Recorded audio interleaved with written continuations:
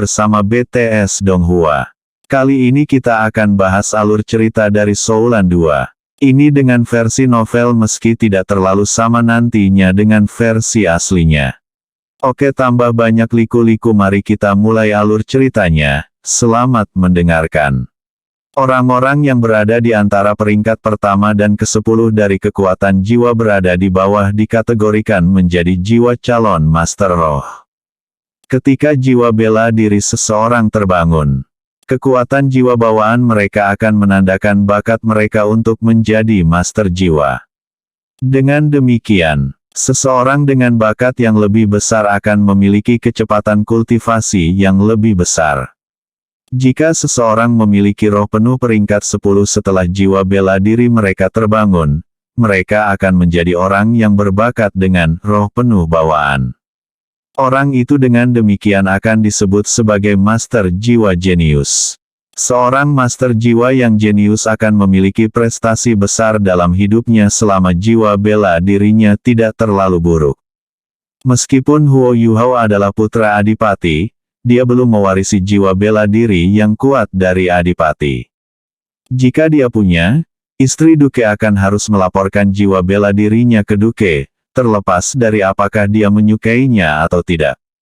Sejak saat itu, Huo Yuhao dan nasib ibunya juga akan berubah.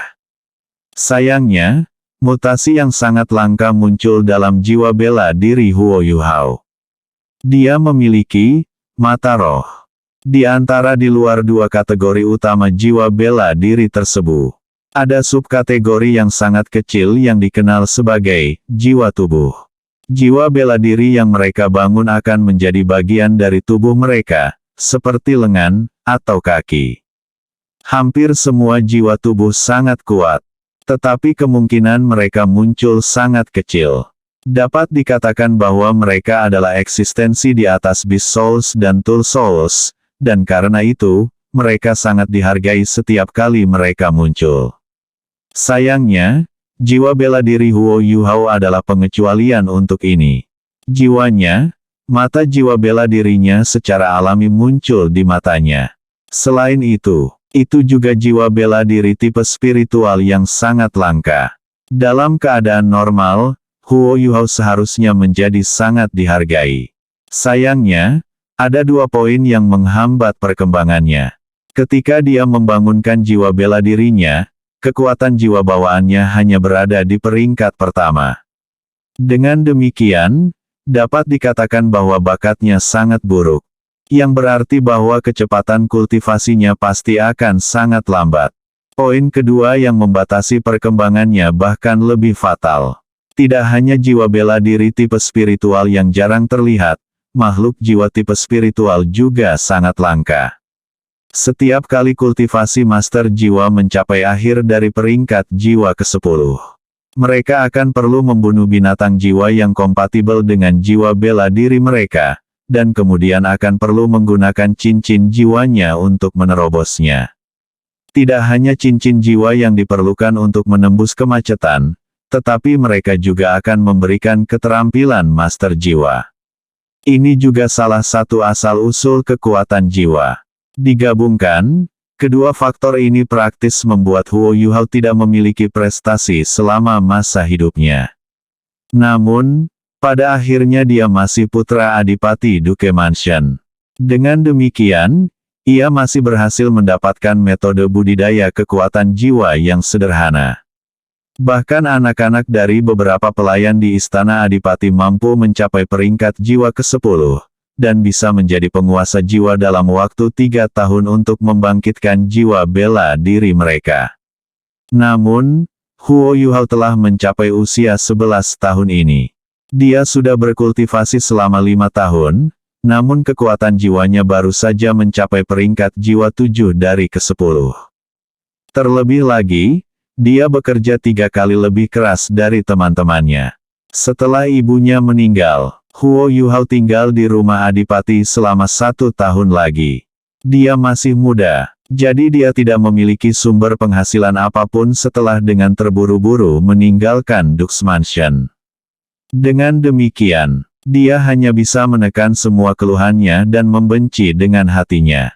Dan, Karena penindasan yang harus dideritanya, pikirannya telah menjadi lebih dewasa daripada teman-temannya. Ibunya mengatakan kepadanya bahwa satu-satunya cara baginya untuk menjadi luar biasa adalah menjadi seorang master jiwa. Bahkan jika dia hanya menjadi penguasa jiwa biasa, statusnya masih akan jauh lebih tinggi daripada orang biasa lainnya di benua Douluo. Kemarin, Huo Yuhao akhirnya berhasil meningkatkan kekuatan jiwanya ke peringkat ke-10. Ini dengan bakatnya yang sangat buruk, dan setelah 5 tahun bekerja keras. Ini juga hari di mana dia berencana meninggalkan Dux Mansion. Dia membutuhkan cincin jiwa. Bahkan cincin jiwa 10 tahun tingkat rendah akan baik-baik saja. Dengan begitu, dia memiliki kesempatan untuk menjadi master jiwa sejati yang memiliki keterampilan pribadinya sendiri. Di Douluo benua, binatang buas diberi peringkat sesuai dengan jumlah tahun yang mereka jalani. Nah, kita di sini bahas sebentar jenis-jenis cincin roh. Yang pertama, puluhan tahun, antara 10 hingga 99 tahun, cincin roh warna putih. Yang kedua, ratusan tahun, antara 100 sampai 999 tahun, cincin roh warna kuning. Ketiga, ribuan tahun, antar 1000 sampai 9999 tahun, cincin roh warna ungu. Keempat, 10.000 tahun, antara 10.000 hingga 99.999 tahun, cincin roh warna hitam. Kelima, ratusan ribu tahun, antara 100.000 sampai 999.999 tahun, cincin roh warna merah. Keenam, jutaan tahun, 1 tahun ke atas, cincin roh warna emas. Nah, kembali ke pembahasan. Kekuatan cincin jiwa mereka terkait erat dengan ini, serta kekuatan mereka secara keseluruhan. Secara umum, Beast Soul dipisahkan menjadi 10 Beast Soul tahun, Beast Soul 100 tahun, Beast Soul 1000 tahun, Beast Soul 10.000 tahun, dan Beast 100.000 tahun. Penguasa jiwa harus secara pribadi membunuh binatang buas untuk mendapatkan cincin jiwa darinya ketika mati. Huo Yuhao tahu bahwa, jika dia terus tinggal di Istana Duke, dia tidak akan memiliki kesempatan untuk mendapatkan cincin jiwa. Praktis tidak ada orang di sana yang mau membantunya. Karena ini, dia dengan terburu-buru memutuskan untuk meninggalkan Istana Duke. Meskipun dia tahu bahwa itu adalah hal yang sangat berbahaya baginya, untuk mencari binatang berjiwa spiritual tipe sendirian. Lagi pula, anak sapi yang baru lahir tidak akan takut pada harimau. Huo Yuhao dengan cepat tiba di jalan utama saat dia berjalan menuju utara. Meskipun masih muda, dia sudah membuat persiapan demi mendapatkan cincin jiwa. Selain satu set pakaian bersih, ia juga membawa ransum kering di tasnya, serta sejumlah uang yang diperoleh ibunya melalui kerja keras. Dia juga memiliki belati di tasnya. Tetapi yang paling penting, ia memiliki peta sederhana benua. Baik Dux Mansion dan Starluo City terletak di wilayah utara tengah Kekaisaran Starluo, dan daerah yang dipilih Huo Yuhao untuk berburu binatang buas adalah Great Star Dow Forest yang berbatasan dengan bagian utara Star. Kekaisaran Luo dan Kekaisaran Tianhun. Berbagai jenis binatang buas hidup di dalam hutan, yang hampir sebesar provinsi. Selain itu, tidak ada kekurangan keberadaan tertinggi di dalam hutan. Jika ada orang lain yang tahu bahwa Huo Yuhao yang berusia 11 tahun telah berani memasuki hutan Stardow sendirian, tanpa seorang guru yang menemaninya, mereka pasti akan terkejut terpana. Dia melebih-lebihkan kemampuannya sendiri. Karena dia tidak memiliki keterampilan sama sekali, dia mungkin bahkan tidak bisa memenangkan pertarungan melawan binatang jiwa 10 tahun. Jalan utama benar-benar lurus, sehingga Huo Yuhao dengan cepat berjalan di sepanjang jalan itu, mengikuti pinggir jalan. Meskipun dia masih muda, dia masih peringkat ke-10 calon master jiwa. Kekuatan fisiknya jauh lebih besar daripada orang dewasa normal. Huo Yuhao menatap jauh ke kejauhan saat dia berjalan maju. Jika seseorang memperhatikannya dengan cermat, mereka akan melihat bahwa mata birunya yang biru langsung menjadi lebih jernih, dan samar-samar tampak ada cahaya yang berkedip di dalam mata Huo Yuhao. Sejak dia membangunkan mata rohnya, Huo Yuhao telah menemukan bahwa visinya melebihi orang biasa. Pada jarak yang relatif dekat, dia bisa melihat banyak detail kecil yang orang biasa tidak dapat melihat dengan jelas. Pada jarak yang lebih jauh, jarak pandangannya lebih dari 2 kali jarak orang biasa. Kekuatan visinya juga terus meningkat dalam kombinasi dengan tingkat kekuatan jiwanya. Perubahan yang muncul saat kultivasinya meningkat membuat kepercayaannya pada kata-kata ibunya meningkat. Seorang master jiwa, saya harus menjadi master jiwa.